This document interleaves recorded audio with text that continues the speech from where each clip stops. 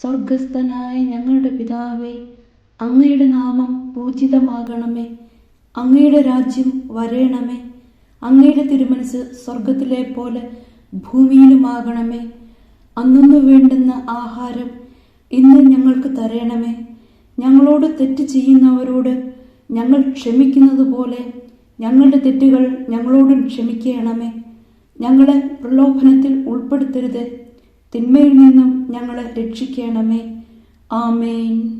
നന്മ നിറഞ്ഞ മറിയമേ, സുസ്തി, കർത്താവ് അങ്ങയോടുകൂടെ സ്ത്രീകളിൽ അങ്ങ് അനുഗ്രഹിക്കപ്പെട്ടവളാകുന്നു. അങ്ങയുടെ ഉദരത്തിൻ ഫലമായ ഈശോ അനുഗ്രഹിക്കപ്പെട്ടവനാകുന്നു.